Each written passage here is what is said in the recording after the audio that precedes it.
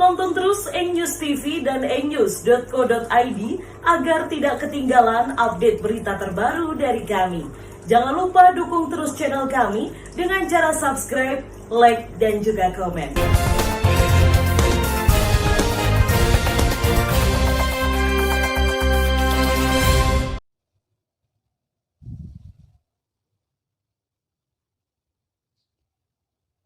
Februari 2021, tragedi tanah longsor Dusun Selopuro, Desa Ngetos, Kabupaten Nganjuk yang menewaskan 19 orang, hari ini genap 1 tahun. Longsor yang meluluh lantakkan rumah juga menelan korban jiwa ini nampaknya menjadi trauma tersendiri bagi keluarga korban.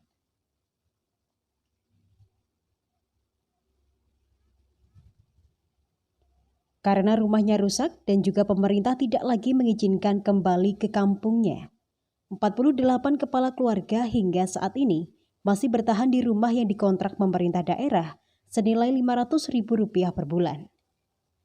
Untuk memenuhi kebutuhan sehari-hari, pemerintah daerah membantu Rp300.000 setiap bulan. Tetapi bantuan itu tidak cukup untuk memenuhi kebutuhan sehari-hari. Jumadi 55 tahun yang mengontrak di ruang kelas Madrasah Ibtidaiyah desa setempat, hidup bersama istri dan 3 anaknya. Karena bantuan yang diterima tidak mencukupi keluarga, ia bekerja serabutan sebagai kuli bangunan. Itu pun kalau ada yang menyuruh. Ia berharap pemerintah segera merelokasi sesuai janji Bupati Nganjuk saat itu. Dulu ia dijanjikan 6 bulan sudah ditempatkan di rumah baru. Tetapi hingga saat ini belum ada kejelasan. Ia juga mengancam kalau tidak segera direlokasi, ia akan kembali ke rumahnya yang lama bekas longsor. Kasih dari pemerintah daerah itu, Pak? Janji ini ya, pokoknya lambat-lambat ini, pokoknya paling cepat 5 bulan, paling lambat 6 bulan. Nah, terus sampai sekarang ini pirang bulan tuh, Pak. Terus sampai wis ora ning apa-apa iki. Terus harapannya Pak panjenengan kalian pemerintah daerah yang apa, Pak? Ya harapannya iki ya pokoknya secepatnya terus neteran gandang diane ya wis baliknya ngomahe di dhewe. Mau kembali ke rumah masing-masing. Padahal rumahnya kan sekarang sudah tidak ada, Pak. Sudah roboh. Salah rusak, salah ya utuh sing sebelah lor sing utuh, Pak. Oh, yang rumahnya panjenengan masih bisa ditempati, Pak ya? Rumahku hasilnya iki Pak, tapi tak bongkar isan. Oh, dibongkar sekalian. Lah direne kondang bongkar ngono wis tak bongkar. Kalau gitu sebenarnya dulunya masih bisa ditempati seandainya nekat-nekatnya, Pak ya. Sik kena dinggoni. Okay. Terus direne wis gak lagi nggoni, wis gak pokoknya wis harus meninggalkan lokasi gitu ya. Kan ceritane ngono. Bahaya kalau longsor susulan gitu mungkin. Sementara Sukarman 39 tahun yang istrinya meninggal dunia menjadi korban longsor dan meninggalkan 2 anak kembar yang masih kecil mengatakan, saat ini ia tidak bisa bekerja karena 2 anaknya yang masih kecil masih membutuhkan perawatan. Ia juga mengaku sudah tidak betah tinggal di kontrakan karena dalam satu rumah ditempati bersama 4 pengontrak lainnya.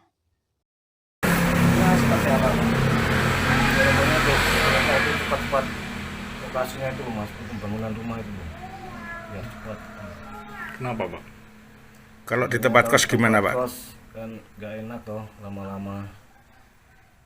Sudah berapa lama ngekos? Sudah 1 tahun. 1 tahun pas ini ya. Pas. Untuk memenuhi kehidupan sehari-hari, aktivitasnya apa, Pak?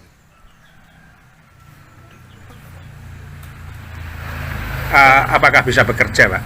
Tidak bisa ini. Belum bisa bekerja ya karena masih menunggu putranya tadi, Pak ya. Iya, masih menunggu putranya. Iya.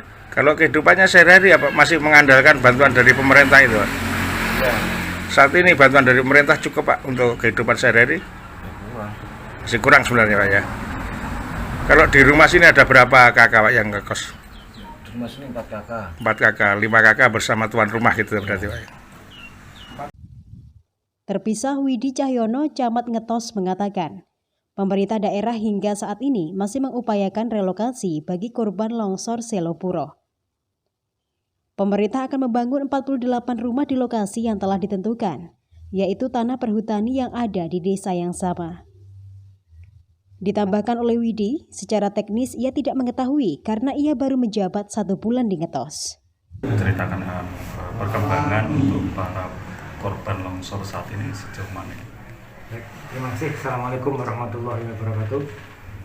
Yang pertama perlu kami sampaikan, kami atas nama pemerintah daerah dan juga pemerintah Kecamatan Ngetos bahwa hari ini, hari Senin, tanggal 14 Februari 2022, tepat 1 tahun terjadinya peristiwa tanah longsor di Dusun Selapuro, Desa Ngetos, Kecamatan Ngetos.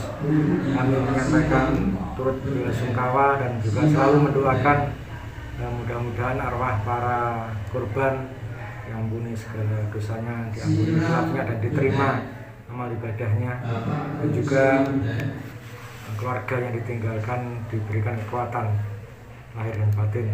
Dan juga perlu kami sampaikan bahwa langkah-langkah sudah diambil oleh pemerintah daerah dan juga dengan beberapa lintas sektor. Kebetulan saya baru di sini sejak tanggal 11 Januari kemarin. Kemudian pada tanggal 28 Januari kita sudah mengadakan rapat koordinasi di ruang rapat Pak Sekda bersama dengan Pak Sekda, juga Bapeda, BPBD, dengan BPKAD, kemudian juga dengan Perhutani, dengan BPM terkait dengan rencana relokasi warga terdampak longsor Selapuro. Perlu kita ketahui bahwa memang direncanakan akan direlokasi di tanah milik Perhutani. Untuk tindak lanjutnya nanti akan melalui pendanaan sharing antara BNPB, jadi dari dana pemerintah pusat dan juga dari pemerintah daerah.